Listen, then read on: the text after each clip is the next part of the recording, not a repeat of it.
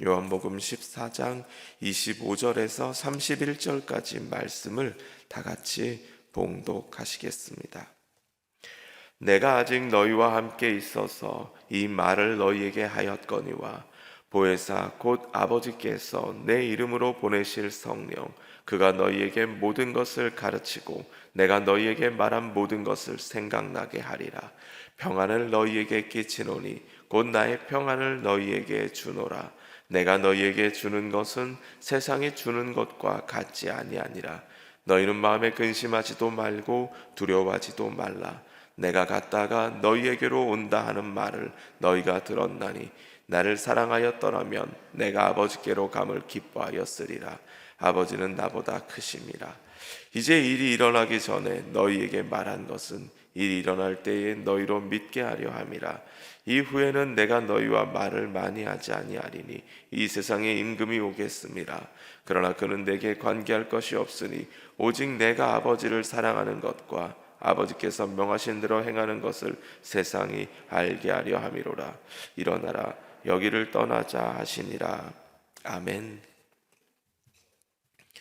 요한복음 14장부터 16장은 흔히 다락방 강화라고 해서 예수님께서 이제 십자가에 달리시기 전에 그 밤에 제자들에게 하신 말씀을 모아놓은 겁니다. 예수님께서 돌아가실 것을 말씀하시니까 제자들은 두려워할 수밖에 없죠.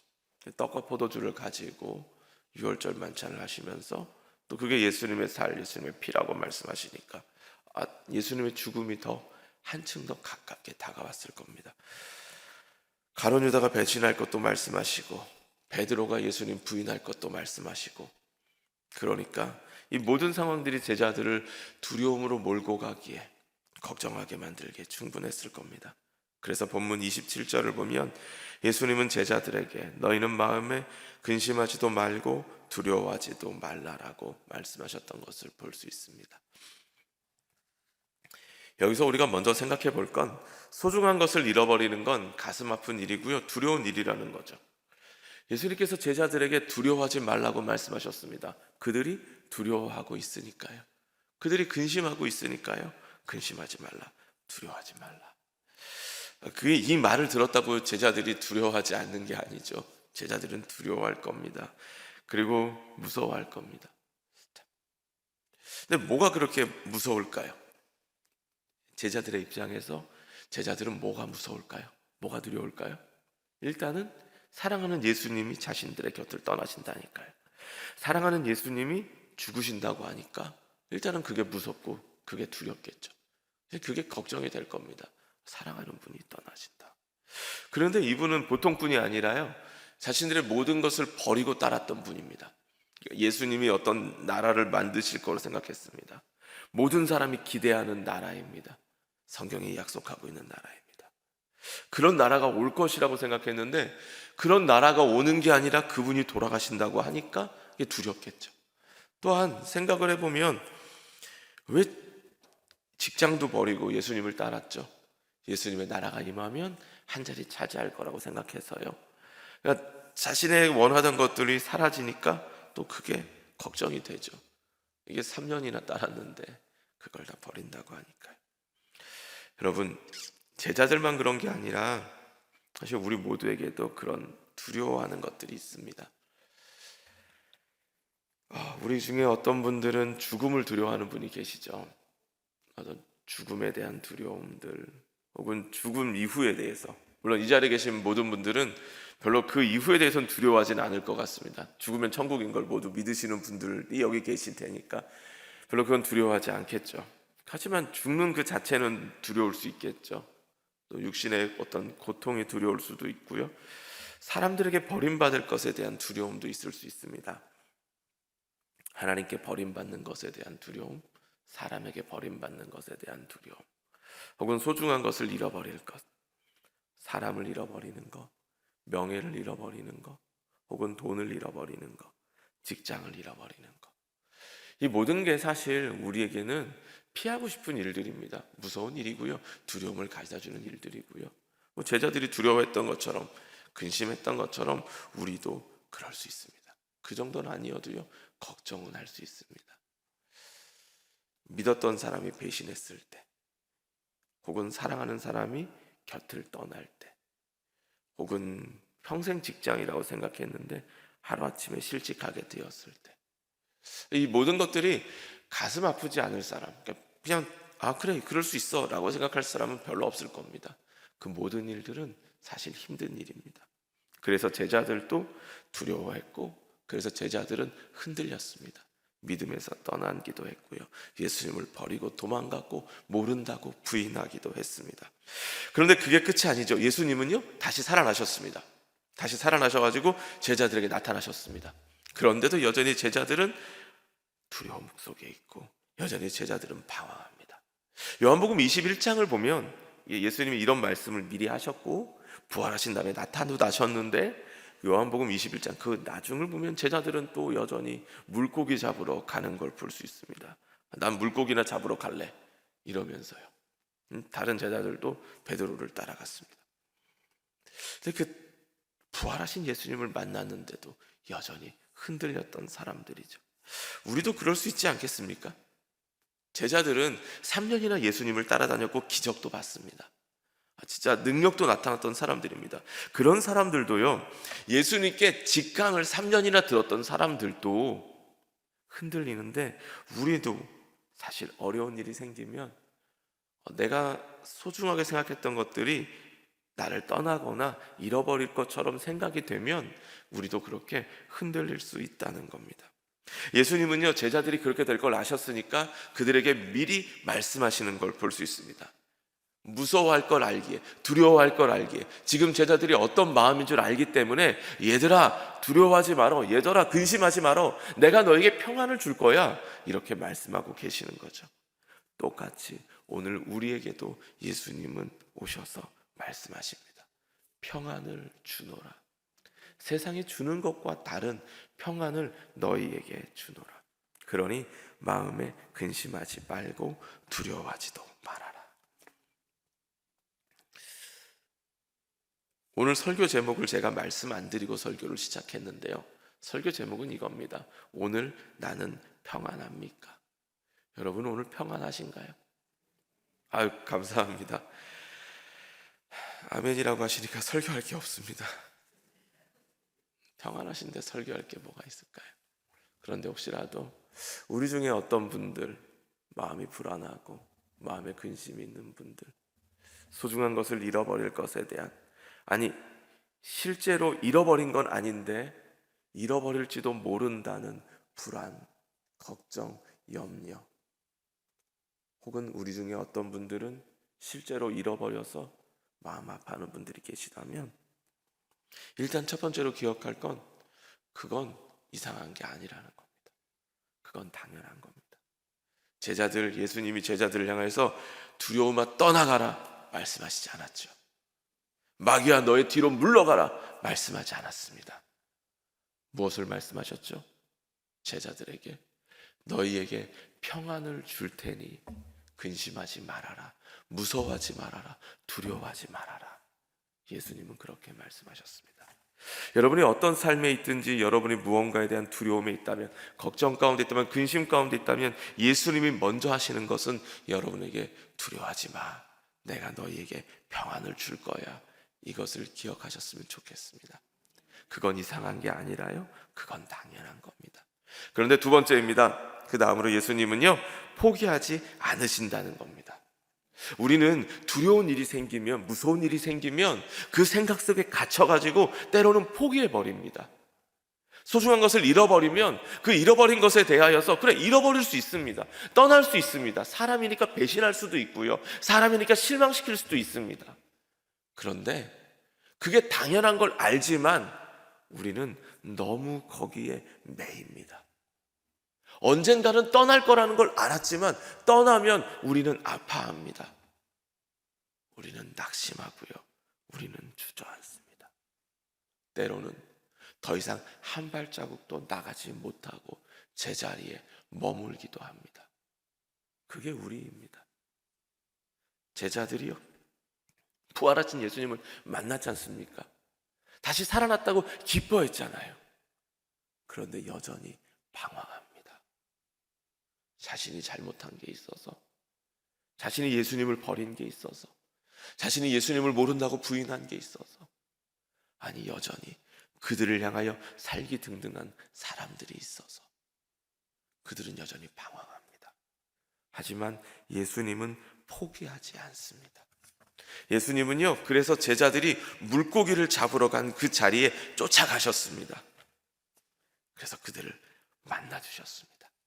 베드로에게는 날 사랑하니? 물어본 다음에 그를 용서하셨습니다. 그에게 다시 기회를 주셨고 그가 어디를 향하여 가야 할지 그 가야 할 길을 보여주셨습니다. 예수님은 제자들이 겪을 고통도 아셨지만, 그래서 그들이 흔들릴 것도 아셨지만 그들을 포기하지 않으셨다라고 하는 겁니다. 왜냐하면 이 어려움을 견디면 그들은 더 나은 사람이 될 거니까요. 지금 겪는 혼란은 잠깐이지만 그들에게 주어진 하나님의 약속은 영원하니까요. 그들은 지금 잠시 예수님을 잃어버리고 몇십 일을 방황하지만 성령님이 임하시면 그들은 강하게 될 거고 능하게 될 거고 예수님을 위하여 죽는 자리까지도 가게 될 줄 예수님은 아시니까요. 믿으니까요. 영혼을 위하여 살아갈 것을, 영원이라는 시간에 비하면 이 며칠은 짧음을 아시기에 예수님은 포기하지 않습니다. 그래서 예수님은 28절에서 이렇게 말씀하셨습니다. 내가 갔다가 너희에게로 온다 하는 말을 너희가 들었나니 나를 사랑하였더라면 내가 아버지께로 감을 기뻐하였으리라. 아버지는 나보다 크심이라. 세상에 어떤 사람이, 사랑하는 사람이 떠나는데 기뻐할 수 있겠습니까? 예수님도 아십니다. 하지만 예수님을 사랑하기에, 예수님을 믿기에, 그 약속을 따르기에 그들은 견딜 수 있을 겁니다. 자, 더불어 예수님은 니들이 알아서 하라고 말씀하신 게 아니죠. 야 얘들아, 내가 이 일이 생기기 전에 미리 말하는 거야. 내가 경고했다. 두려워하지 마. 이렇게 하신 게 아니라요, 그들에게 평안을 주시고 쓰러진 자리에 다시 찾아오셔서 그들을 만나 주셨습니다. 예수님은 늘 말씀을 통하여 우리에게 미리 말씀하십니다. 얘들아, 이런 일들이 있을 거야. 너의 삶에도 이런 어려움이 있을 거야. 너의 삶에도 이런 유혹들이 찾아올 거야. 너도 이런 어려움을 겪게 될 거야. 그런데 그분은 말씀하시고 끝내는 것이 아니라 우리의 삶의 자리에, 우리의 그 곁에 오셔서 그분은 우리를 붙들어 주실 겁니다. 제자들을 붙들어 주셨던 것처럼, 제자들에게 다시 기회를 주셨던 것처럼 우리의 삶의 자리에도 오셔서 우리와 함께 아파하실 겁니다. 야, 너 속상하지? 나도 속상하다. 너 아프지? 나도 아파. 이렇게 말씀해 주시는 분임을 여러분 믿으십니까? 어떤 분은 너무 하나님을 이렇게 되게 진지한 분으로 생각하는 분이 계십니다. 진지하긴 합니다. 그분은 거룩하시고 그분은 정말 놀라운 분이시니까요. 근데 하나님은 우리 곁에서 우리의 아버지로, 예수님은 우리를 친구라 말씀하시는 분으로 우리 곁에 계십니다. 우리의 모든 아픔, 우리의 모든 연약함들을 모르는 분이 아니라, 그래서 그것에 공감하지 못하는 분이 아니라, 그래서 그 모든 것들에 동떨어져서 야 그건 네 사정이지, 야 너 그것도 못하니?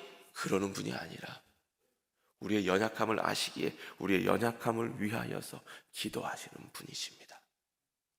그분은 우리를 포기하지 않습니다. 세 번째로 우리가 생각할 것은 예수님은 우리에게 평안을 주신다는 겁니다. 예수님은요, 우리 곁에 오셔서 같이 아파하기만 하는 분이 아닙니다. 그냥 속상하지, 내가 들어줄게, 나한테 다 말해, 이렇게만 하고 끝내는 분이 아니라요, 그분은 우리에게 평안을 주십니다. 본문 27절에서 예수님이 이렇게 말씀하시잖아요. 평안을 너희에게 끼치노니 곧 나의 평안을 너희에게 주노라. 내가 너희에게 주는 것은 세상에 주는 것과 같지 아니하니라. 너희는 마음에 근심하지도 말고 두려워하지도 말라. 예수님은 평안을 주십니다. 누구의 평안을 주실까요? 네, 나의 평안이라고 말씀하셨죠. 예수님이 평안입니다. 예수님의 평안을 우리에게 주십니다. 어떤 평안이냐면요, 세상이 주는 것과 다른 평안입니다. 세상의 평안은 어떻죠? 여러분, 세상은 어떨 때 평안하죠? 조건적입니다. 일단 제가 이걸 세상이라고 말하니까 자칫 잘못하면 여러분을 내가 이렇게 디스하는 것처럼 여길 수 있겠는데, 디스하는 거 맞습니다. 저도 그렇고 여러분도 그렇고 상당히 조건적입니다. 있을 게 있어야 평안합니다. 그렇죠? 없을 건 없어야 평안합니다. 그러지 않습니까? 오늘 설교 제목이 뭐라고요? 오늘 나는 평안합니까? 입니다. 오늘 여러분 평안하십니까? 네, 아멘이라고 대답하셨죠? 사실 저는 평안을 설교하지만 별로 평안하지 못합니다. 걱정 근심이 있어서 이런 게 아니라 일단은 지금은 제가 설교해야 될 것 때문에 평안하지 못합니다. 이거 어떡하지? 이런 생각이 너무 머릿속에 가득해서 별로 평안과 긴 평안이 없고 여유가 없습니다. 여러분, 세상의 평안은 늘 이렇습니다. 있을 게 있어야 되죠. 여러분도 기도하는 거 그거잖아요. 있을 게 있으라고 기도하시는 거잖아요. 있을 거 없어도 됩니다. 주님 괜찮아요. 안 주셔도 돼요. 이러고 기도하는 분 별로 못 봤습니다. 없을 거는 없어야 되죠. 주님, 없어야 될 어려움이 내게 있어도 됩니다. 괜찮아요. 견딜 수 있어요. 이런 기도 별로 없습니다. 대부분 여러분의 오늘 기도는 주님, 있을 거는 좀 있고요, 없을 건 없었으면 좋겠습니다.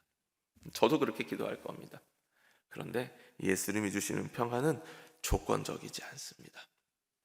예수님의 평안은 있어야 될 것이 없어도 상관없고요, 없어야 될 것이 있어도 상관없습니다. 있을 게 없어도 평안하고요, 없을 게 있어도 평안할 수 있다는 겁니다. 자, 어떻게 그럴 수 있을까요? 어떻게 그런 평안을 얻을 수 있을까요? 첫 번째는 믿어야만 합니다. 예수님께서 본문을 말씀하신 것도 그렇고요, 이 본문이 시작되는 14, 15, 16절은 다락방 강화라고 말씀드렸죠. 다락방에서 제자들에게 말씀하신 것, 그 1절은 이렇게 시작합니다. 너희는 마음에 근심하지 말라. 하나님을 믿으니 또 나를 믿으라. 근심하지 마, 믿어. 예수님의 말씀입니다. 죽음이 끝이 아닙니다. 그 이후에 부활이 있습니다. 그러니까 믿으라는 말씀입니다. 고난이 끝이 아닙니다. 그 후에 찾아올 하나님의 복이 있습니다. 그러니 근심하지 말라는 겁니다. 광야가 끝이 아닙니다. 그 다음에 들어갈 약속의 땅이 있습니다. 그러니 낙심하지 말라는 겁니다. 자, 믿으면 사실 평안해집니다. 여러분도 그렇죠? 기도하셨습니다. 아마도 기도하실 겁니다. 주님, 이게 필요합니다. 이런 게 필요합니다. 이렇게 되었으면 좋겠습니다. 이런 건 좀 제게서 떠나갔으면 좋겠습니다. 기도하시죠. 기도하고 자리에서 일어서실 때 주님이 여러분의 눈앞에 떡하니 갖다 놓으십니까? 아주 간단한 예를 들어서, 주님, 오늘 공과금을 내야 하는데 낼 돈이 없네요. 기도를 하면 주님이 갑자기 눈을 떴더니 이 앞에, 여러분 앞에 거기에 뭔가 봉투 하나 딱 놔져가지고 공과금이 있는 그런 경우, 어떤 분은 그런 경험도 하시지만 대부분은 그런 경험은 없을 겁니다. 그런데도 우리는 평안히 자리를 들고 일어섭니다. 무엇이 생긴 거죠? 돈이 생긴 겁니까? 아니요, 믿음이 생긴 겁니다. 여러분에게 건강이 생긴 겁니까? 아니요, 믿음이 생긴 겁니다. 그 사람이 변한 겁니까? 아니요, 기도를 통해 우리 안에 믿음이 생긴 겁니다. 사실 믿음이 평안을 얻게 합니다. 다른 것이 있어서가 아니라 없어도 상관없는, 아니 있게 될 것이라고 하는 믿음이 생긴 겁니다. 없지만 있게 될 것이라고, 아프지만 낫게 될 것이라고, 지금은 엉망이지만 하나하나 풀려갈 것이라는 그 믿음이, 보이지 않는 것을 보는 그 믿음이 생기기에 우리는 평안할 수 있는 겁니다. 그런데 진짜 문제는 그게 아니죠. 문제는 믿으면 평안하죠. 근데 진짜 문제는 이게 잘 안 믿어진다는 거잖아요. 제자들도 마찬가지 아닙니까? 믿으라고 말씀하시지만 잘 안 믿어진다는 게 문제 아닌가요? 여러분, 제자들도 그렇고 우리도 그렇고 믿기가 힘듭니다. 때로는 우리에게 주어진 모든 삶을 이해하기가 힘듭니다. 대체 이런 일은 왜 생긴 거지? 이런 생각이 찾아오면서 말입니다. 이해하기가 힘듭니다. 그런데 주님은 믿어, 나 이야기했다, 믿어라 이야기하시는 것이 아니라 그분은 우리에게 성령을 보내주십니다. 26절을 보면 예수님은 이렇게 말씀하십니다. 보혜사 곧 아버지께서 내 이름으로 보내실 성령, 그가 너희에게 모든 것을 가르치고 내가 너에게 말한 모든 것을 생각나게 하리라. 아멘. 예수님은 우리의 모든 상황에 대해서 그래, 그 모든 걸 내가 알아라고 말씀하실 뿐만 아니라 우리와 함께 하시는 분이고요, 우리에게 평안을 주시는 분이라고 말씀을 드렸습니다. 그분은 우리에게 믿으라고 말씀하실 뿐만 아니라 믿을 수 있도록 성령님을 보내주시는 분입니다.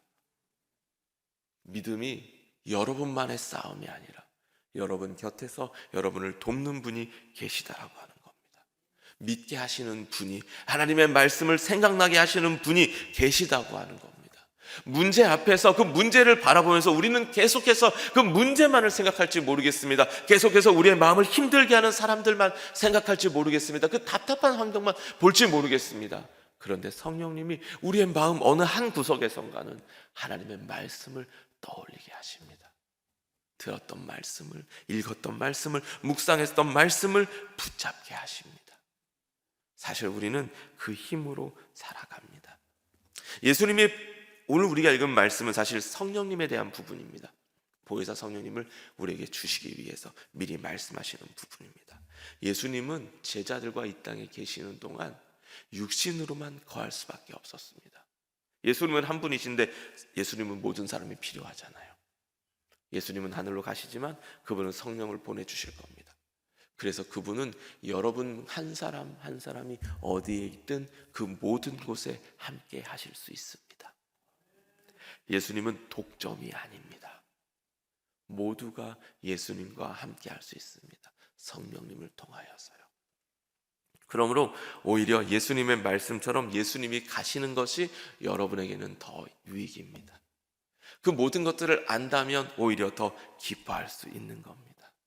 오늘 성령님이 여러분의 자리에 함께 가십니다. 그리고 여러분에게 평안을 주실 겁니다. 그 평안은 조건적이지 않습니다. 십자가 앞에서, 고난의 잔 앞에서 근심은 되고 걱정은 되고 그래서 피하고 싶은 마음도 있지만 담담하게 그 잔을 마시게 하는, 용기 있게 하는 그 평안을 여러분에게 주실 겁니다.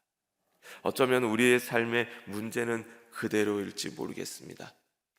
날 비난하는 사람도 그대로고 이상한 사람도 그대로고 이상한 세상도 그대로일지 모르겠습니다.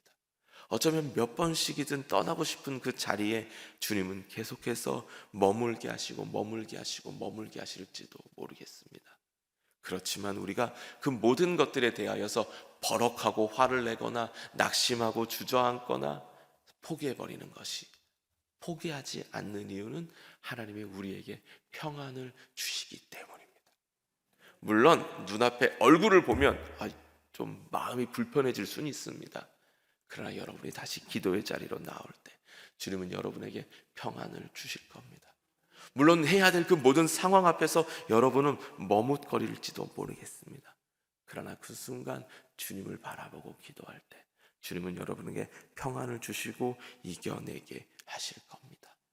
오늘 우리에게 그런 평안이 있었으면 좋겠고요, 그런 평안 안에서 여러분이 승리했으면 좋겠습니다. 한 찬양이 있는데요, 이 찬양은 반주는 없습니다. 그냥 제가, 가사도 뒤에 안 나옵니다. 그러니까 잘 들으셔야만 합니다. 잠깐 부르겠는데요, 혹시 생각나신다면 나중에 찾아보시면 좋을 것 같긴 합니다. 어떤 찬양이냐면요, 주가 사셨듯이라고 하는 찬양인데요, 이 찬양의 가사 때문에 오늘 여러분과 잠깐 나누려고 합니다. 우리가 가진 소망의 끝은 죽음에 있지 않고 그가 보이신 소망은 우리의 삶을 넘어서네. 한 나무에 달리셨던 그의 희생과 부활은 우리가 겪는 이곳에서의 절망을 허무네. 주가 사셨듯이 우리도 살아가리. 삶의 끝을 넘어 그와 함께 영원히. 주가 이루신 일 우리도 이뤄가리. 우리 삶을 넘어 주와 함께 영원히. 이런 찬양입니다. 여러분의 소망은 어디에 있을까요? 우리를 위하여 십자가를 지신 그분, 그 십자가의 죽음만 보지 않고 그 십자가가 우리에게 준 소망을 볼 수 있었으면 좋겠습니다. 예수님이 말씀하시는 것, 눈앞에 닥칠 그 죽음, 눈앞에 닥칠 그 무서움, 사람들의 살기등등한 눈빛, 사람들의 말들, 그것만 보면서 무서워하는 것이 아니라 그 일을 넘어선, 그 일 후에 찾아올 그 어려움을 딛고 여러분이 얻게 될 하나님의 놀라운 복을 볼 수 있었으면, 그것을 봄으로 인하여서 평안할 수 있었으면 참 좋겠습니다. 오늘 여러분 기도하실 때 여러분 걱정을 묵상하며 기도하지 마시기 바랍니다. 계속해서 걱정거리만 생각하면서 기도하다가 여전히 마음만 무거운 채 돌아가지 마시기 바랍니다. 기도하고 믿음을 얻어서, 기도하고 성령을 받아서 평안 중에 담대히 나아가게 되기를 간절히 소망합니다. 기도하겠습니다. 하나님 아버지, 오늘도 우리에게 은혜를 부어 주시옵소서. 오늘도 우리를 붙잡아 주시옵소서. 오늘도 우리 곁에 다가오셔서 우리를 위로하시고 우리의 아픈 마음을 싸매어 주시고 우리에게 힘과 지혜와 용기를 허락하여 주시옵소서. 간절히 바라는 것은 주여 우리를 긍휼히 여겨주시고 우리에게 믿음을 더하여 주시옵소서. 보혜사 성령님을 우리에게 보내주셨으니 우리 모두가 다 오늘도 성령으로 충만하게 하여 주시옵소서. 그래서 믿음으로 온전히 승리하게 하여 주시옵소서. 하나님 아버지, 오늘도 하나님께 드려진 예물들이 있습니다. 어떤 기도 제목을 거기에 담았든지 어떤 삶이 거기에 담겨 있든지 하나님 연락하여 주시고 그 물질 통하여서 하나님 나라의 일들 이루어 가시옵소서. 또한 거기에 담겨져 있는 모든 헌신과 눈물과 땀과 아픔과 기도의 제목들 또한 들으시고 응답하여 주시옵소서. 오늘도 이 귀한 시간을 위하여서 새벽 이른 시간부터 나와 사랑하는 마음으로 섬긴 사랑스러운 지체들이 있습니다. 찬양으로, 악기의 연주로, 또 교회 이곳저곳을 돌보고 음향 장비들을 돌보는 그 귀한 손길들 하나님 기억하여 주셔서 그 모든 삶에 복이 넘치게 하시고 평강이 넘치게 하시고 기쁨이 넘치게 하여 주시옵소서. 우리의 모든 삶이 헛되지 아니하여서 우리를 통하여 하나님의 놀라운 일들을 이루어 가실 줄 믿습니다. 간절히 바라는 것은 이 시간도 기도할 때에 하나님을 만나는 시간 되게 하시고 주님을 만남으로 말미암아 소망 중에 살아갈 수 있도록 역사하여 주시옵소서. 행하실 일들을 기대하며 예수님의 이름으로 축복하며 기도하였습니다. 아멘.